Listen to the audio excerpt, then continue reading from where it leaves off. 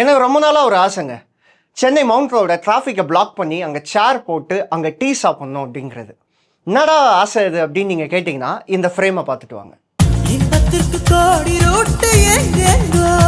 2001 வந்த படத்தில் விவேக் சார் நடு ரோட்டில் சேரை போட்டு டீ சாப்பிட்றாரு. பின்னாடி மாதவன் அண்ட் பேக்ரவுண்ட் டான்சர்ஸ் எல்லாருமே ஃப்ரீயாக டான்ஸ் ஆடிக்கிட்டு இருக்காங்க.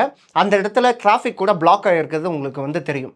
இந்த மாதிரி ஒரு ஃப்ரேம் ஆர் ஷாட் இன்னைக்கு ஒரு டைரக்டர் ஒரு புதுமுக நடிகரை வச்சு கூட அந்த ஸ்பாட்டில் எடுக்க முடியாது. ஏன்னா இன்னைக்கு அந்த இடத்துல ஷூட்டிங் அப்படிங்கிறது அந்த பிஸியான டைம் ஆர் டிராஃபிக் டைமில் பேன் செய்யப்பட்டிருக்கு.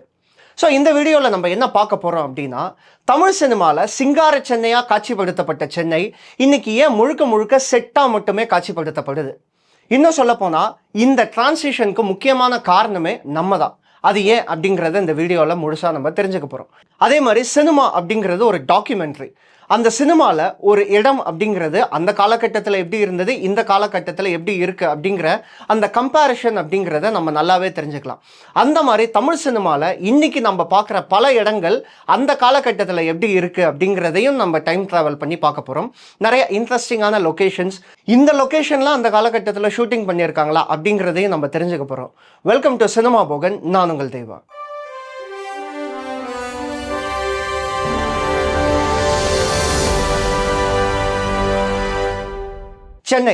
சென்னையை பொறுத்தவரை அழகழகான இடங்கள் இருக்க காட்சிப்படுத்துறதுக்கு நம்ம சினிமாவில் ஒரு காலகட்டம் வரைக்கும் அங்கங்கே தேடி தேடி அழகழகான லொக்கேஷன்ஸை நமக்கு சென்னையை காட்சிப்படுத்தி நம்ம திரைப்படங்களில் பார்த்துருக்கோம். ஆனால் இன்னைக்கு ஒரு ப்ரைம் லொக்கேஷனில் ஒரு பிஸியான டிராஃபிக்கை பிளாக் பண்ணி ஒரு ஷாட் எடுக்கிறது அப்படிங்கிறது முடியாத காரியம். ஏன், நம்ம ரீசெண்டாக வந்த பெரிய பெரிய படங்கள் நீங்கள் எது எடுத்தாலும் சரி, நீங்கள் விஜயோட திரைப்படம் பார்த்தீங்கன்னா அந்த மவுண்ட் ரோடில் ஒரு ஃபைட் சீன் மாதிரி வரும்ல, அந்த ஃபைட் சீன் அப்படிங்கிறது பாதி ஷாட்டுங்கிறது தான் லைவில் எடுத்திருக்காங்க. மிச்சம் எல்லாமே டிராஃபிக் ரீக்ரியேட் பண்ணி க்ரீன் ஸ்க்ரீனில் தான் எடுத்திருக்காங்க. அதே மாதிரி துணிவில் வெறும் அந்த இன்ட்ரடக்ஷன் ஷாட் மட்டும் மவுண்ட் ரோடு அப்படின்ற மாதிரி காட்டிட்டு அதுக்கப்புறம் முழுக்க முழுக்க ராமோஜி ஃபிலிம் செட்டில் போட்டு தான் எடுத்திருக்காங்க. அதை பார்த்தாலே தெரியும், ஏன்டா இது மவுண்ட் ரோடா அப்படிங்கிற ஒரு கேள்வியும் நமக்கு வரும். ஸோ இந்த மாதிரி ஒரு சென்னை அப்படிங்கிற அந்த லொக்கேஷனை ஸ்பெசிஃபை பண்ணி ஒரு திரைப்படங்கள் அப்படிங்கிறது இன்றைக்கி எடுக்க முடியல. சின்ன பட்ஜெட் படங்கள்லேயும் சென்னை அப்படின்ற லொக்கேஷன்ஸை எப்படி யூஸ் பண்ணுறாங்க அப்படின்னு நீங்கள் கேட்டிங்கன்னா, ஒரு க்ளோஸ்டு லொக்கேஷன் ஆர் ரொம்ப ரொம்ப அவுட்டர் ஆஃப் சென்னை அப்படின்ற மாதிரி தான் எடுக்கிறாங்களே தவிர இன்டீரியரில் பெரிய அளவு எடுக்கிறது இல்லை. இதுக்கு முக்கியமான பல காரணங்கள் இருக்கலாம். அதில் முதல் முக்கியமான காரணம் செல்ஃபி கல்ச்சர். அதாவது ஒரு டைமில் ஷூட்டிங் ஆர் லைவ் லொக்கேஷனில் எடுக்கிறாங்க அப்படின்னா அங்கே கண்டிப்பாக ஆடியன்ஸ் எல்லாருமே கேதர் ஆவாங்க. அங்கே ஆடியன்ஸ் கேதர் ஆகும்போது ஃபிலிமில் இருக்கவங்க எல்லாருமே என்ன அட்வைஸ் பண்ணுவாங்கன்னா, கண்டிப்பாக அந்த ஸ்டாரோட நீங்கள் ஒரு ஆட்டோகிராஃப் வாங்கிக்கலாம் ஒரு ஃபோட்டோகிராஃப் கூட எடுத்துக்கலாம், ஆனால் நீங்கள் கோஆப்ரேட் பண்ணால் மட்டும்தான் அப்படின்ற ஒரு கண்டிஷன் வைப்பாங்க. அதனால் அந்த ஆடியன்ஸ் எல்லாருமே சைலண்ட்டாக இருப்பாங்க. நீங்கள் நிறைய திரைப்படங்களில் ஆர்டிஸ்ட் பெர்ஃபார்ம் பண்ணிகிட்டே இருப்பாங்க, பின்னாடி பார்த்தீங்கன்னா பேக்ரவுண்ட் ஆர்டிஸ்டாக பப்ளிக்கே நிற்க வச்சுருப்பாங்க. உதாரணத்துக்கு நீங்கள் பஞ்சதந்திரமில் அந்த ஆட்டோவும் காரும் மோதிக்கும்ல, அந்த காமெடி சீன் நம்ம நிறைய தடவை பார்த்துருப்போம். நீங்கள் பின்னாடி பார்த்தீங்கன்னா எல்லாருமே ஜூனியர் ஆர்டிஸ்ட் மாதிரி இருப்பாங்க. ஆக்சுவலாக அவங்கெல்லாம் பப்ளிக் தான். இதை எந்த அளவு கன்ஃபார்ம் பண்ணலாம் அப்படின்னு நீங்கள் கேட்டிங்கன்னா, டைரக்டர் சொல்கிற இன்ஸ்ட்ரக்ஷனுக்காக வெயிட் பண்ணிகிட்டே இருப்பாங்க. அதாவது இங்கே ப்ளே நடந்துகிட்டே இருக்கும், ஆடியன்ஸ் எல்லாம் அந்த சைடு தான் பார்த்துட்டே இருப்பாங்க. விச் இஸ் டைரக்டர் லெஃப்ட் பார்க்க சொன்னால் பார்ப்பாங்க, ரைட் பார்க்க சொன்னால் பார்ப்பாங்க. அந்த வின் வின் சிச்சுவேஷன் தான். நம்ம கோஆப்ரேட் பண்ணால் நம்ம கமல்ஹாசன் அவர்கள்கிட்ட ஒரு ஆட்டோகிராஃப் வாங்கலாம் அப்படின்ற ஒரு விஷயம் தான். ஆனால் இன்னைக்கு அப்படி ஒரு ஷாட் அந்த இடத்துல வைக்க முடியுமா அப்படிங்கிறது ஒரு கேள்விக்குறி தான். ஏன்னா அஃப்கோர்ஸ் ஆடியன்ஸ் எல்லாருமே கூடுவாங்க. அவங்க என்ன வின் வின் சிச்சுவேஷன் தரது, நம்ம ஃபோன் எடுத்தோமா செல்ஃபி எடுத்தோமா அப்படிங்கிற ஒரு விஷயம் நடக்கும். அதே மாதிரி கிரவுட் கேதர்னஸ் அப்படிங்கிறது அதிகமாகும், ஒரு அப்செஷன் கிரியேட் ஆகும். ஏன்னா அந்த டைம் ஒரு ஆக்டரை பார்த்தேன் அப்படின்னு சொன்னால் அதை ப்ரூவ் பண்ண வேண்டிய அவசியம் இல்லை. ஆனால் இன்னைக்கு ஒரு ஆக்டரை பார்த்தோம் அப்படின்னு நம்ம சொன்னால் அந்த செல்ஃபி அப்படிங்கிற ஒரு விஷயத்தை வச்சு நம்ம சர்க்கிளில் ப்ரூவ் பண்ண வேண்டிய அவசியம் இருக்குது. ஸோ இந்த மாதிரி பல விஷயங்களால் இன்னைக்கு லைவ் லொக்கேஷனில் குறிப்பாக சென்னை மாதிரி ஒரு பிஸியான ஏரியாவில் ஒரு ஷூட்டிங் அப்படிங்கிறது எடுக்க முடியல. ரெண்டாவது முக்கியமான காரணம் எப்படின்னா டாலரன்ஸ். அதாவது அந்த டைம் பார்த்தீங்கன்னா சென்னை அப்படிங்கிறது இன்னைக்கு இருக்கிற அளவு டென்ஸ் பாப்புலேஷன் அப்படிங்கிறது கிடையாது. அந்த டைம் ஓரளவுக்கு பாப்புலேஷன் கண்ட்ரோல்டாக தான் இருந்தது. அதே நேரத்தில் டிராஃபிக் அப்படிங்கிறதும் ஓரளவுக்கு கண்ட்ரோலாக தான் இருந்தது. அந்த டாலரன்ஸ் அப்படிங்கிறது அந்த டைம் இருந்தது. ஆனால் இன்னைக்கு மக்கள் எல்லாருமே பலதரப்பட்ட ப்ரையாரிட்டிஸ் வந்து இருக்குது. ஒவ்வொருத்தருக்கும் ஒவ்வொரு விதமான ப்ரையாரிட்டி இருக்குது. ஸோ இந்த மாதிரி பிஸியான டைமில் டிராஃபிக்கை பிளாக் பண்ணி எடுத்தால் அவனுக்காக ஏன் நான் நிற்கணும் அப்படிங்கிற ஒரு கேள்வி எல்லாருக்கிட்டையும் இருக்குது. அது நியாயமான கேள்வியும் கூட. ஏன்னா எல்லாருக்குமே ஒவ்வொரு இண்டிவிஜுவல் ப்ரையாரிட்டி இருக்கும்ல. ஒருத்தர் வந்து ஆஃபீஸ் டைமுக்கு போகணும், இன்னொருத்தர் இன்னொரு இடத்துக்கு வந்து டைமுக்கு போகணும் அப்படின்ட்டு. ஸோ அந்த நேரத்தில் இந்த மாதிரி சென்னை மாதிரி ஒரு பிஸியான ஏரியாவில் டிராஃபிக் பிளாக் பண்ணி எடுக்கிறது மிகப்பெரிய ரிஸ்க்கு.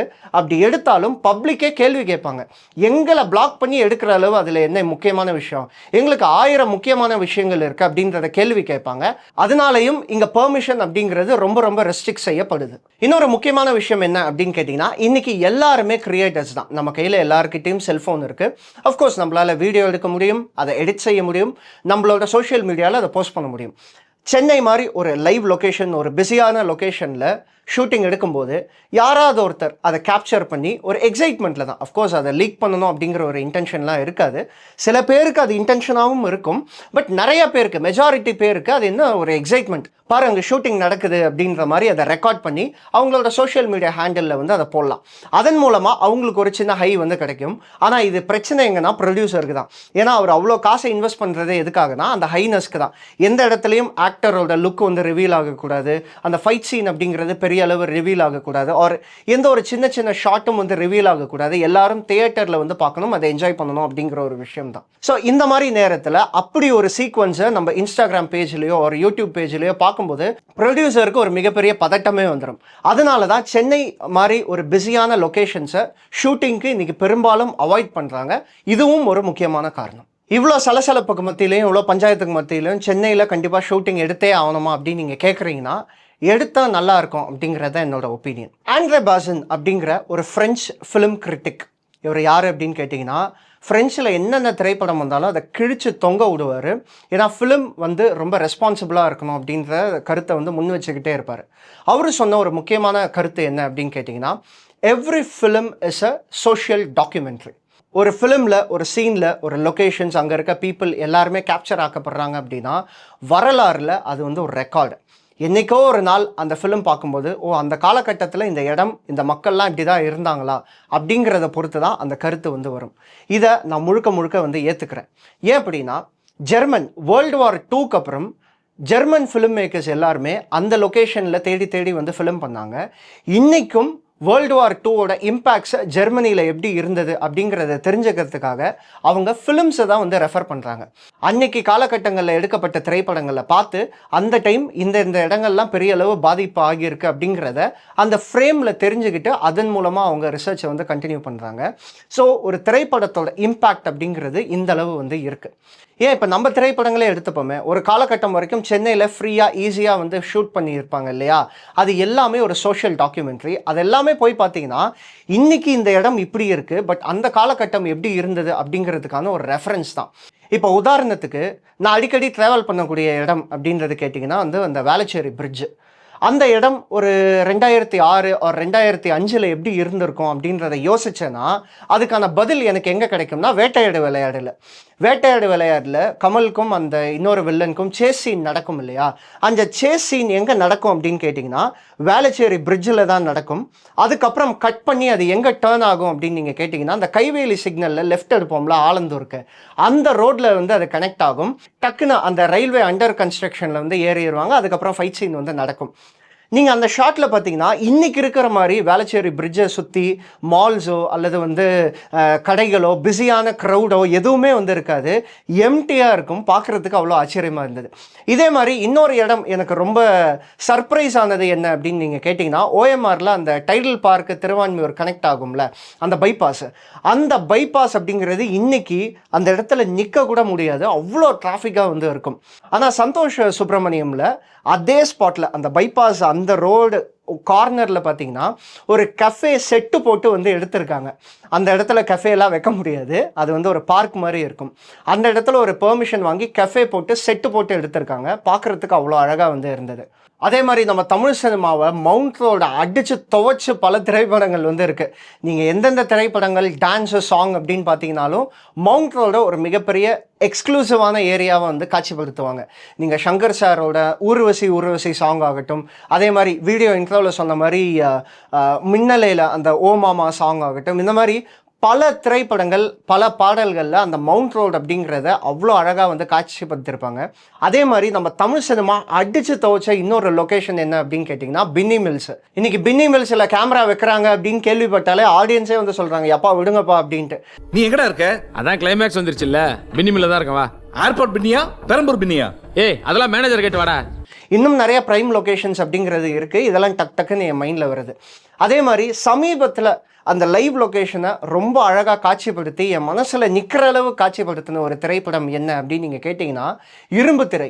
இரும்பு திரைப்படத்தில் அந்த ரிச்சி ஸ்ட்ரீட்டை அவ்வளோ அழகாக வந்து கேப்சர் பண்ணியிருப்பாங்க. விஷால் மாதிரி ஒரு நோன் ஃபேஸை வச்சு எப்படி அந்த இடத்த வந்து கேப்சர் பண்ணாங்க அப்படிங்கிறது ஒரு மிகப்பெரிய கேள்விக்குறி தான். ஏன்னா மவுண்ட் ரோட் மாதிரி ஏரியாவில் டிராஃபிக்கை பிளாக் பண்ணி கூட எடுத்துடலாம். ஆனால் ரிச் ஸ்ட்ரீட் அப்படிங்கிறது பல ஸ்ட்ரீட் இருக்கும், பல சந்துகள்லாம் இருக்கும், எப்பவும் மக்களுக்கான மூவ்மெண்ட் அப்படிங்கிறது இருந்துகிட்டே தான் இருக்கும். அந்த மாதிரி ஒரு ஸ்பாட்டில் எப்படி விஷால் சார் மாதிரி ஒரு நோன் ஃபேஸை வச்சு எடுத்தார் அப்படிங்கிறது ஆச்சரியமான விஷயம். ஸோ ரிச் ஸ்ட்ரீட்டை அவ்வளோ அழகாக கேப்சர் பண்ணியிருப்பாங்க இரும்பு திரைப்படத்தில். அதே மாதிரி சில லொக்கேஷன்ஸு சில திரைப்படங்கள்லாம் பார்க்கும்போது இந்த ஸ்பாட்டு தான் இப்போ இப்படி இருக்கா அப்படின்ற மாதிரி எனக்கு ரொம்ப ஆச்சரியமாக இருந்தது. உதாரணத்துக்கு பழைய பில்லா திரைப்படம் இருக்குல்ல, அந்த பில்லா திரைப்படத்தில் ரஜினி சார் வந்து காரை ஓட்டிகிட்டு வந்து நிறுத்துவார். அந்த பெட்ரோல் பங்க் பக்கத்தில் ஒரு சீன் வந்து வரும். அது என்ன இடம் அப்படின்னு நம்ம தேடி பார்த்தோம் அப்படின்னா இன்னைக்கு வண்டலூர் கிளம்பாக்கம் இருக்குல்ல அந்த ஸ்பாட்டு. அதே மாதிரி படிக்காதவன் திரைப்படம், பழைய படிக்காதவன் இருக்கு இல்லையா, அதில் ரஜினி சார் வந்து அம்பிகா அவங்கள மீட் பண்ணுவாங்க இல்லையா, அவங்க வயிறில் வந்து டயர் கட்டிகிட்டு இருப்பாங்க. பட் ரஜினி சார் வந்து அவங்க ப்ரெக்னெண்ட்டாக இருக்காங்க அப்படின்ற மாதிரி வந்து தப்பாக எடுத்துப்பார்ல. அந்த பஸ் ஸ்டாப்பு அந்த லொக்கேஷன் எல்லாமே பார்த்தீங்கன்னா இன்னைக்கு ஈசிஆரில் இருக்க ஒரு ஸ்ட்ரீட். பயங்கர ஆச்சரியமாக இருந்தது. ஏன்னா அந்த டைம் நான் ஆல்ரெடி சொன்னேன் இல்லையா, ரஜினி சாரை வச்சு எடுக்கணும் அப்படின்னா கண்டிப்பாக அவுட்டோரில் தான் எடுத்தாகணும். ஈசிஆர் மாதிரி ஒரு அவுட்டோரில் அழகாக வந்து எடுத்துட்டாங்க. இன்றைக்கி அந்த இடங்கள்லாம் பார்க்கும்போது ரொம்ப பிரமிப்பாக இருக்குது. ஸோ இந்த மாதிரி இன்ட்ரெஸ்டிங்காக உங்களுக்கு பார்க்கணும், அதே இன்னும் நிறையா லொக்கேஷன்ஸ் அந்த காலகட்டத்தில் எப்படி இருந்திருக்கு, இன்றைக்கி எப்படி இருக்குது அப்படின்னு நீங்கள் தெரிஞ்சுக்கணும் அப்படின்னா இன்ஸ்டாகிராமில் ஃபார்ச்சூன் கார்த்திக் அப்படின்னு ஒருத்தர் இருக்கார். அவரோட வீடியோஸ் அண்ட் கண்டென்ட் எல்லாமே இப்படி தான் இருக்கும். ஸோ அந்த காலகட்டத்தில் இந்த காட்சி எப்படி இருந்திருக்கு, இன்றைக்கி அந்த இடம் எப்படி இருக்குது அப்படின்ற மாதிரி வந்து அவர் வீடியோஸ் வந்து பண்ணுவார். பயங்கர பிரமிப்பாக வந்திருக்கும். உதாரணத்துக்கு ஒரு 30-40 வருஷம் கழிச்சு அவரை மாதிரி இன்னொரு கிரியேட்டர் வராருன்னு வைங்களேன், ஏதோ ஒரு சோஷியல் மீடியாவில் அவர் தேடி பார்க்குறாரு ஒரு 30 வருஷத்துக்கு முன்னாடி எடுக்கப்பட்ட திரைப்படம், அதில் சென்னை எப்படி இருக்குது அப்படின்னு தேடி பார்த்தாருன்னா அவருக்கு கிடைக்கிறது எல்லாமே வெறும் க்ரீன் மேட்டில் எடுக்கப்பட்ட எடிட் செய்யப்பட்ட காட்சிகள் தானே தவிர வைடர் ஸ்பேஸில் எடுக்கப்பட்ட ஒரு சென்னையில் எடுக்கப்பட்ட ஒரு லைவ் லொக்கேஷன் அப்படிங்கிறது கிடையவே கிடையாது. ஸோ கிரியேட்டிவ் லெவலாகவே அது ஒரு மிகப்பெரிய டிஃப்ரென்ஸை வந்து உருவாக்குது. அதே மாதிரி ஒரு ரெக்கார்ட் கூட நமக்கு வந்து கிடையாது, சென்னை பற்றின ஒரு ரெக்கார்டு கூட நம்ம சினிமா வந்து ரெக்கார்ட் பண்ணல அப்படிங்கிறது ரொம்ப ரொம்ப வருத்தமான விஷயமாகவும் இருக்குது.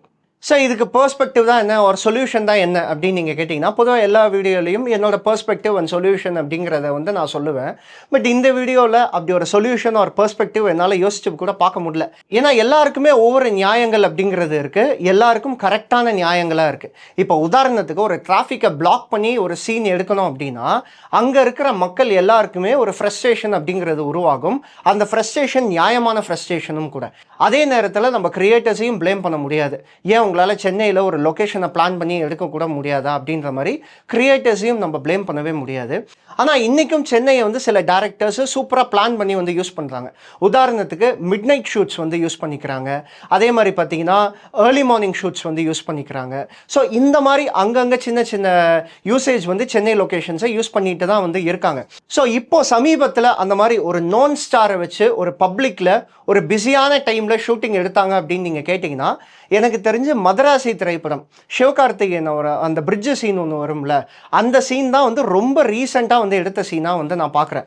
இன்ஃபேக்ட் அந்த டிராஃபிக்கில் நானும் தான் இருந்தேன். மிகப்பெரிய டிராஃபிக் உருவாச்சு அந்த லொக்காலிட்டியில். ஸோ இந்த மாதிரி பல பிரச்சனைகள் அப்படிங்கிறது இருக்க தான் செய்யுது. அதையும் மீறி சில டைரக்டர்ஸ் அந்த சென்னை லொக்கேஷனை ப்ராப்பராக யூஸ் பண்ணணும் அப்படின்ற மாதிரி யூஸ் பண்ணிட்டு தான் இருக்காங்க. சரி, இதுக்கு என்ன தான் சொல்யூஷன் ஆர் உனக்கு என்ன ஐடியா தோணுது அப்படின்னு நீங்கள் கேட்குறீங்க அப்படின்னா எனக்கு சில ஐடியாஸ் எல்லாம் தோணுது. மேபி அதில் சில தவறுகள் இருக்கலாம் ஆர் சரியாகவும் இருக்கலாம். அதை நீங்கள் அக்னாலேஜ் பண்ணுங்கள் ஆர் இந்த தவறை வந்து சுட்டி காட்டுங்க. உதாரணத்துக்கு இந்த பப்ளிக் ஹாலிடேஸ் வீக் டேஸில் வரும்போது நல்லா யூஸ் பண்ணிக்கலாம்.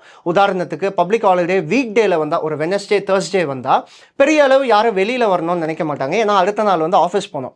அந்த மாதிரி டைமில் டிராஃபிக் அப்படிங்கிறது ஓரளவுக்கு கம்மியாக இருக்கும். அந்த டைமை ஒரு பிஸியான ஸ்கெடியூல் ஆர் ஒரு டிராஃபிக்கை பிளாக் பண்ணி எடுக்கக்கூடிய சீன்ஸ் வந்து எடுக்கிறதுக்கான வாய்ப்புகள் வந்து நிறையாவே இருக்குது. அதே மாதிரி மிட் நைட் ஷூட்ஸ் வந்து எக்ஸ்டென்சிவாக வந்து யூஸ் பண்ணுறதுக்கான வாய்ப்புகளும் நிறையா இருக்குது. அதே மாதிரி ஏர்லி மார்னிங் ஷாட்ஸும் நிறையாவே எக்ஸ்டென்சிவாக வந்து யூஸ் பண்ணலாம். ஸோ சென்னை லொக்கேஷனை யூஸ் பண்ணணும் அப்படின்னா இதை தவிர வர வழிகள் அப்படிங்கிறது எனக்கு தெரிஞ்சதில்லை. ஒருவேளை உங்களுக்கு ஏதாவது ஐடியாஸ் தோணுது அப்படின்னா வந்து கமெண்ட்டில் சொல்லுங்கள். யாராவது கிரியேட்டர்ஸ் ஆர் டைரக்டர்ஸ் வந்து பார்க்குறாங்க அப்படின்னா அவங்களும் வந்து தெரிஞ்சுப்பாங்க. இந்த வீடியோ உங்களுக்கு பிடிச்சிருக்கும் அப்படின்னு நம்புறேன். பிடிச்சிருந்தா லைக் பண்ணுங்கள். உங்கள் ஃப்ரெண்ட்ஸ், ஃபேமிலி, குறிப்பாக சினிமா லவர்ஸ் எல்லாருக்குமே வந்து ஷேர் பண்ணுங்கள். சினிமா போகன் சேனலை சப்ஸ்கிரைப் பண்ணுங்கள். நிறைய பேர் இன்னும் சப்ஸ்கிரைப் பண்ணாமல் பார்த்துக்கிட்டு இருக்கீங்க. கண்டிப்பாக சப்ஸ்கிரைப் பண்ணுங்கள். அப்படியே பக்கத்தில் இருக்க பெல் ஐக்கானையும் கிளிக் பண்ணுங்கள். அப்போ தான் நாங்கள் போடுற இந்த மாதிரி இன்ட்ரெஸ்டிங்கான வீடியோஸ் எல்லாமே உங்களால் மிஸ் பண்ணாமல் பார்க்க முடியும். அதே மாதிரி உங்களுக்கு ஒரு டாஸ்க், OMR ரோடு அப்படிங்கிறது இன்றைக்கி ஒரு மிகப்பெரிய ஐடி பார்க்காக வந்து இருக்குது. எனக்கு ஒரு ஆசை என்ன அப்படின்னு நீங்கள் கேட்டிங்கன்னா, OMR அந்த காலகட்டத்தில், அதாவது ஒரு 60s 70s 80s 2000ல் OMR எப்படி இருந்தது அப்படிங்கிறத எனக்கு தெரிஞ்சுக்கணும் அப்படின்றது ஆசை. ஏதாவது திரைப்படங்களில் அதை காட்சிப்படுத்திருக்காங்களா அப்படிங்கிறத வந்து கமெண்ட்டில் சொல்லுங்கள். கண்டிப்பாக அந்த திரைப்படம் தேடி போய் பார்த்து நான் தெரிஞ்சுக்கிறேன். எனக்கு தெரிஞ்சுக்கணும் அப்படிங்கிறது ஒரு ஆசை. கமெண்ட் பண்ணுங்கள். கண்டிப்பாக எந்த திரைப்படம் அண்ட் எந்த காட்சி அப்படிங்கிறத வந்து சொல்லுங்கள். மற்றும் ஒரு நல்ல வீடியோ ஒரு நல்ல கண்டென்ட்டோட உங்களை வந்து சந்திக்கிறேன். Until then, it's bye from Deva.